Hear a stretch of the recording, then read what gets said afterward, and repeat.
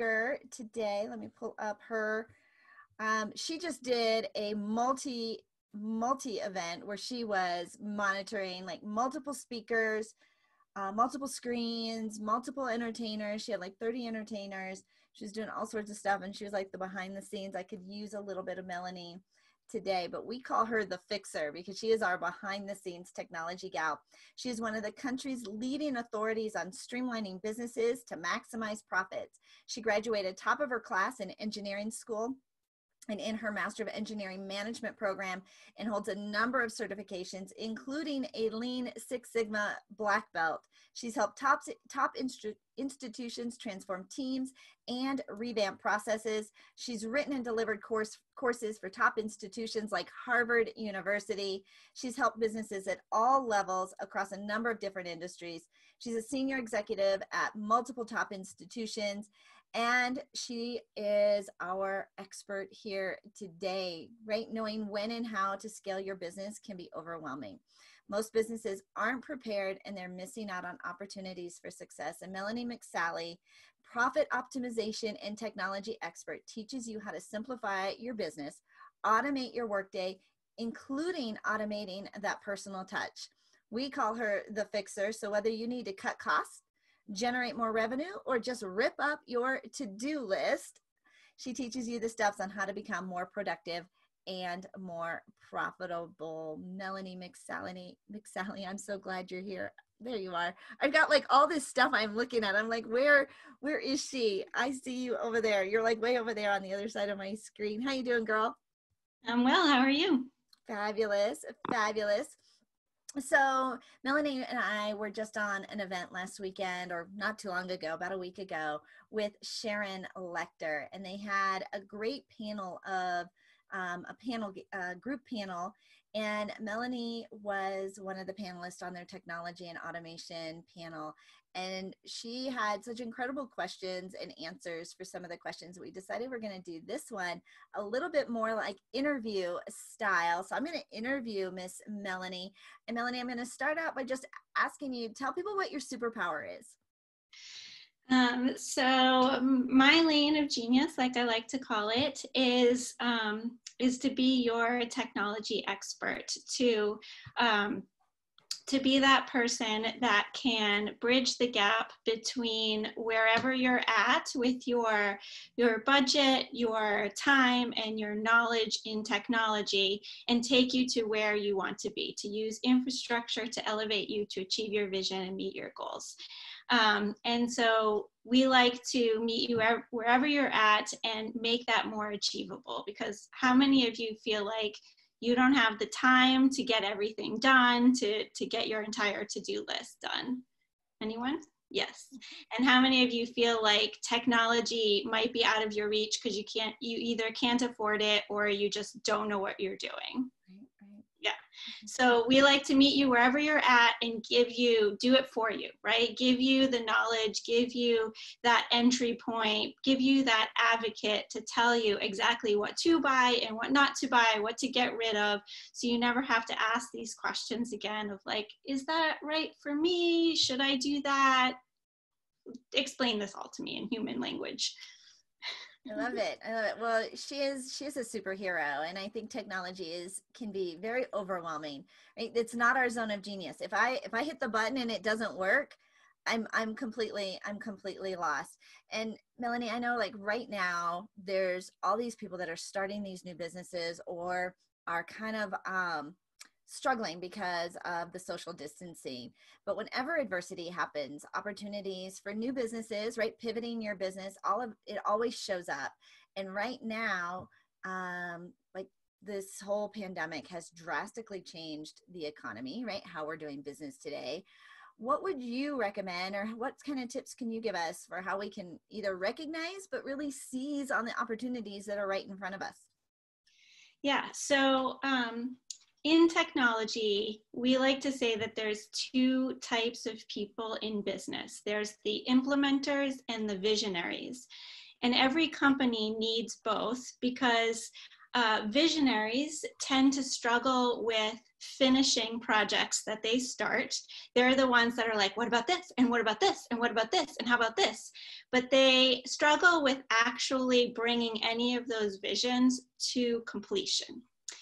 Whereas implementers struggle with coming up with ideas. They really have sort of idea paralysis where they're like, oh, but what if somebody else has this idea? Or what if it's not good enough? Or what if they tell me it stinks? And they never get started because they're always chasing that great idea. What's the Mark Zuckerberg, the Facebook or the Apple idea that I need to come up with so that I can make it in the world, right? And so for the visionaries, it's really not hard to tell you how to come up with ideas because this is in your DNA. But for implementers, I always tell them, go back to what you're good at. You're good at actually bringing things to completion, which means that you're good at thinking outside the box and finding alternative perspectives, sort of MacGyvering projects to get to the completion, which means that without even knowing it, you're innovating. So Steve Jobs always likes to say, or used to anyway, if you're not first, be better. So I like to say, if you can't figure out how to be first, if you don't have that late great idea, then just build the better. So this is where we came up with Lyft and Netflix. These are all the disruptions, right? Of, you know, what's that thing that everybody turns to you because you do it better, quicker, or more creatively, and build a business around that. I love that. If you're not first, be better, right? How many times have we seen something and say, you know, this could be improved on, this could be better. And of course, I always tell people I'm married to MacGyver because he can fix anything. So Melanie, if we're like, even for how we're doing business right now, and now, like for you and I, we stopped speaking, we stopped traveling and stopped speaking on stages because we can't go out. What are some ways that you're seeing your clients have been able to shift to be better during this time? Well, so people are diversifying. So people are realizing that they can do more with what they already have. So for instance, how many of you are authors? Okay. And, you know, if you don't already have it, you can take that same content and create a digital course around it by adding a couple of exercises and some workbooks. So for very little effort, you can introduce a whole new revenue stream. How many of you are podcasters or bloggers? Right? So you can take that and build a monetized membership site by just adding a little bit more content, some extra gifts to justify people paying for that money. Paying that money for that membership. The other thing is, many of you on here know each other. So Angel and I were recently, or not recently anymore, but we were back in January traveling the world on a cruise ship. And we met this person who says that once you implement your genius into somebody else's business, you will unearth problems for them. And those problems are somebody else's lane of genius that you can then recommend as the solution.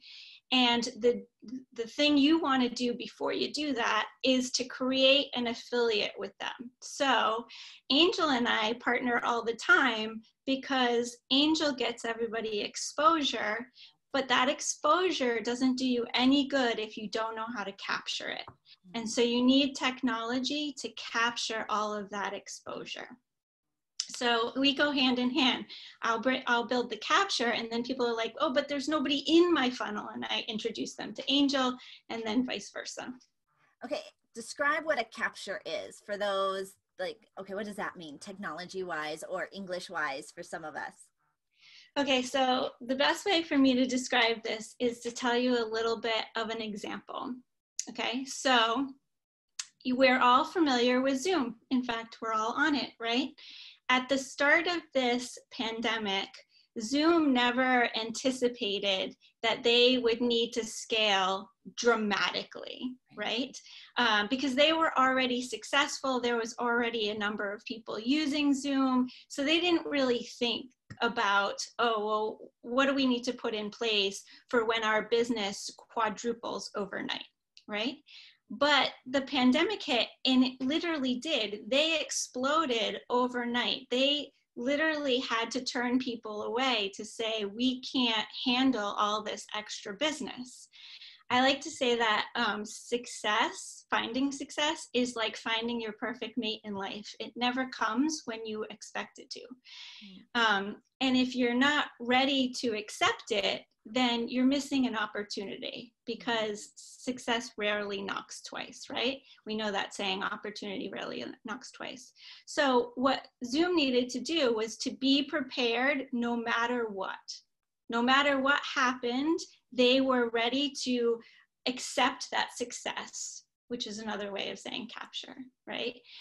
So for you, if you're out on a stage, or if you're delivering your book, or if you're on here speaking, you need an easy way for people to get in contact with you so that you're not putting any barriers for them working with you.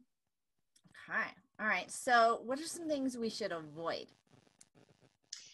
Okay. So anything that is complicated or takes a long time. So generally in nature, people are lazy.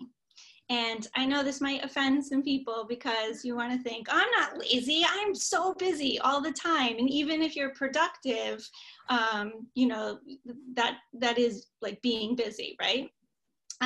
But even if you're busy all the time, even if you're productive, even if you're working hard, you're always looking for how to do more with less, right? So, you know, anytime you come across something and you're like, ugh, this stinks, I don't want to do this, you're always looking for a better way to do it, right?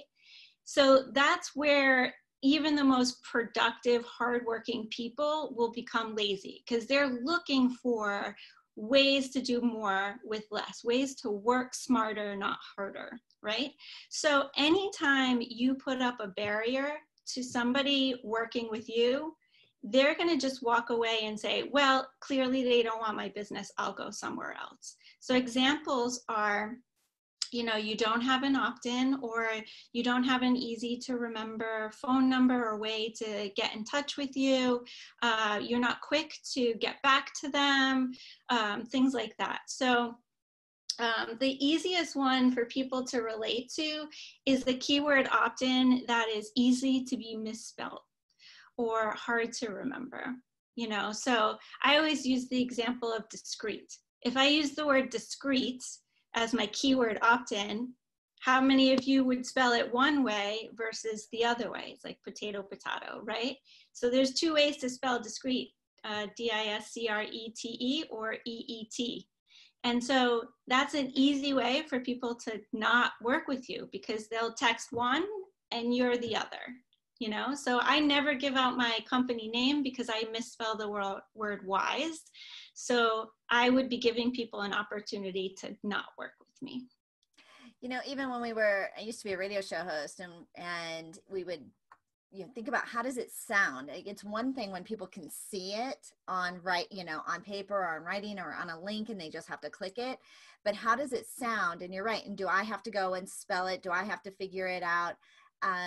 We want to make it so simple, which is why when you see some of these opt-in keywords, they are short, right? They're short words, little phrases, things that make it very simple for people to remember, that they're sticky, right? And that people can remember them, and that they can share them. And I think for so many of us, Melanie, and you see this all the time, there are things that we are doing manually over and over again. They're consuming our day, they're consuming our time, and getting them off of our to-do list so that we can stay in our lane of genius. What are some of the things we could easily be automating that when you see your clients are doing it, you're just like, do you know that they're like, you could just do this once, set it and forget it? What are some of those top things that you're seeing that we could be automating so easily? Well, I mean, Tina just gave us a great example, which is to automate your follow-up process, right? So to automate your engagement. Now, I get this all the time. People are like, oh, but I hate those marketing emails. They're so impersonal. Everybody uses the same template. And this is true, but there are ways to personalize them so that even though that they're automated, they can still be personalized per client for you. It's a little bit of extra upfront work, but in the long run, your emails and your texts become personalized to your clients. And then you can go that step further and you can do even more personalization by knowing things that they like and then give them gifts that are more personal to them in nature. And you can automate that as well. So automation does not have to mean sterile. Like we think of computers and we think of robots, but it doesn't have to be that. You can still automate personal interaction, personal engagement with your clients. And then the other is, of course, this capture. You need to be ready to scale from day one, so that way no matter when your success happens, whether it's, you know, overnight, you're an overnight sensation on day one, or whether it takes some time, you're always ready no matter what. Right. We talk about scaling a lot, right? Because of course, and you can see some of the folks that are here on the screen that when you're speaking one to many and you're leveraging media, you absolutely want to have a way to scale your business to bring and automate that, that capture, and even some of those those top of the funnel sales pieces, things that we say and do all the time.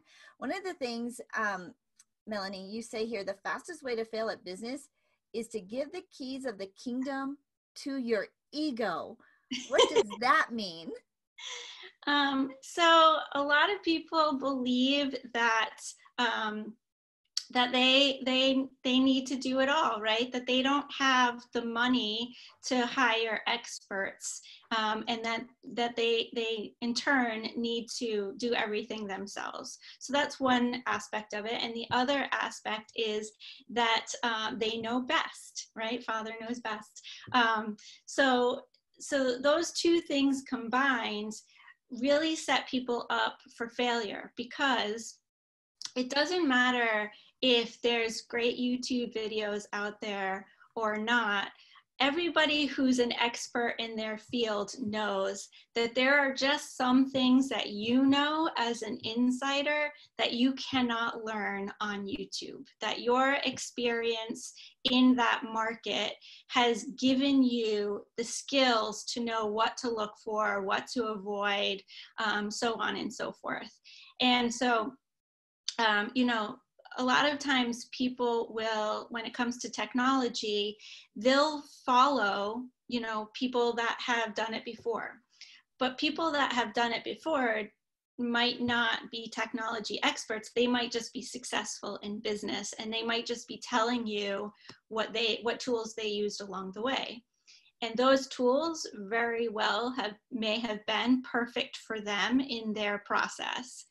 But the thing is that you're not them, your business isn't their business, and time has passed. And we all know how fast technology moves and evolves.